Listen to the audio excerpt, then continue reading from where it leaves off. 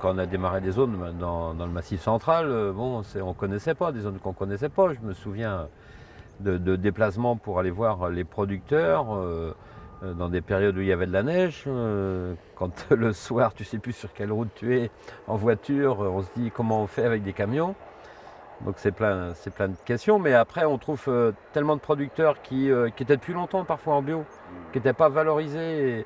Et qui était d'ailleurs étonné parce qu'on était des gens de l'Ouest, qui allions dans ces zones défavorisées, qui avaient souvent une vision des Bretons plutôt producteurs importants, plutôt centrés sur eux, défendant leurs propres intérêts. Et là, venant dans des zones en disant vous pouvez venir avec nous, voilà, vous allez avoir une valorisation, on mutualise, mais ça va être coûteux, mais tant pis. Enfin, voilà, nous c'est les producteurs bio, nous intéresse le développement de la bio. Décider que nous puissions faire le même prix pour tous les producteurs, quelle que soit la région, c'était un pas très très important. Donc on l'a fait en 97, au moment où on démarrait la collecte, le 1er avril 97, donc dans le Nord, Pas-de-Calais. Et à partir du moment où on le faisait là, ça pouvait se décliner sur toutes les régions.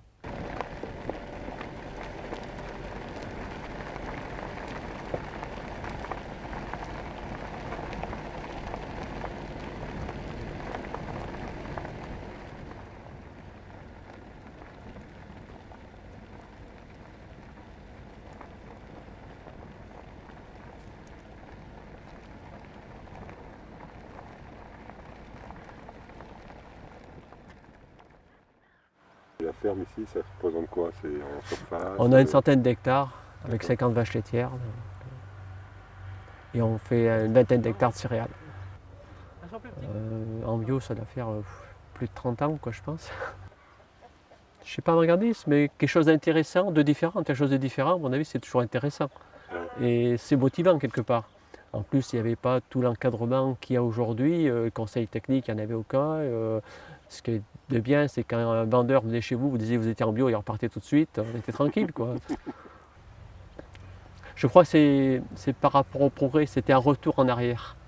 Ah ouais, les gens avaient ce sentiment-là. Ce sentiment-là.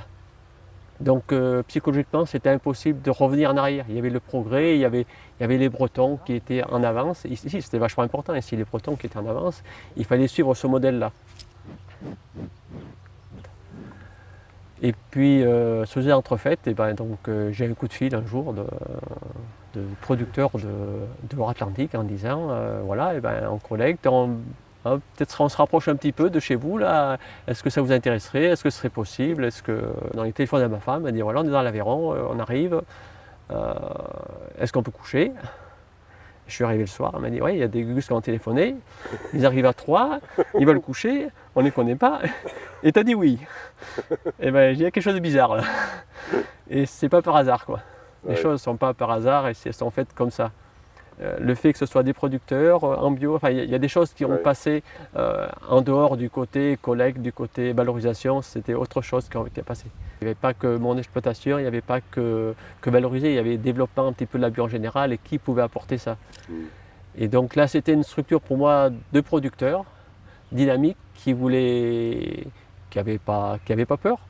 À l'époque, je crois qu'il faut le dire, qui n'avait pas peur, qui était capable de faire des trucs. Voilà, on est au mois de début décembre, on peut commencer à collecter début janvier.